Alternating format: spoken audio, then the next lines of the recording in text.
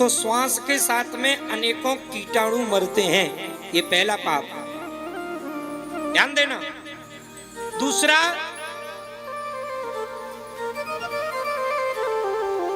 जब हम अग्नि जलाते हैं, कोई लकड़ी जलाते हैं, तो उस लकड़ी में भी अनेकों कीटाणु, अनेकों कीड़े होते हैं, अथवा उसकी लोहे से, धुएं से भी अनेकों वायुमंडल के कीटाणु जल करके नष्ट होते हैं। ये दूसरा पाप। चाहे हम गैस जलाएं, चाहे लकड़ी जलाएं, चूल्हा जलाएं, दूसरा पाप। तीसरा, कपड़ा धोते समय भी अनेकों जीव जंतु मर जाते हैं। कई माताएं तो चेटाओं को ही वहां घूम रहे होते हैं बाथरूम में, वो नहीं देखती, वो तो उसके ऊपर ही अपना बुर्श घुमा देती हैं। जोर से बोलना पड़ेगा, आ रहा। और चौथा है झाड़ू लगाते समय। जब हम झाड़ू लगाते हैं तो अनेकों चींटा चींटी, अनेकों जीव जंतु जो हमको दिखाई तक नहीं देते, वो भी मर जाते हैं। झाड़ू लगाते समय अनेकों जीव जंतु मर जाते हैं। और पांचवा है चलते समय। चाहे हम गाड़ी में बैठकर चल रहे हों अथवा पैदल चल रहे हों, तो भी अनेकों जीव जंतु मरते हैं।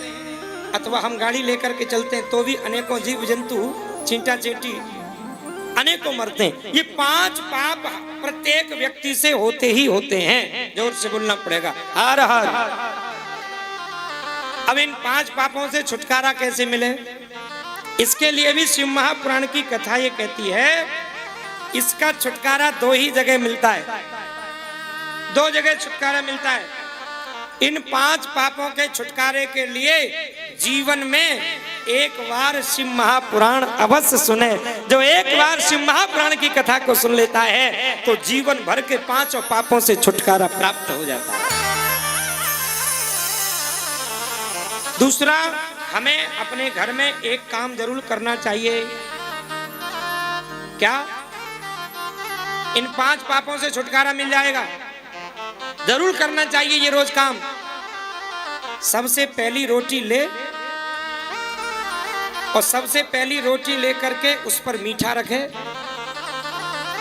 और मीठा रख करके थोड़ा सा उसमें से तोड़े, 5 टुकड़े थोड़े थोड़े, और मीठा लेकर के अग्नि में प्राणाय स्वाहा, व्यानाय स्वाहा, उदानाय स्वाहा।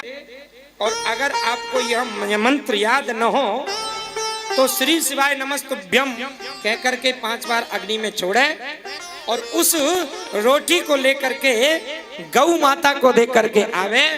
नित्य ऐसा करने से नित्य जो 5 पाप हमसे होते हैं वो साथ की साथ ही समाप्त हो जाते हैं। उनका फल हमको भोगना नहीं पड़ता।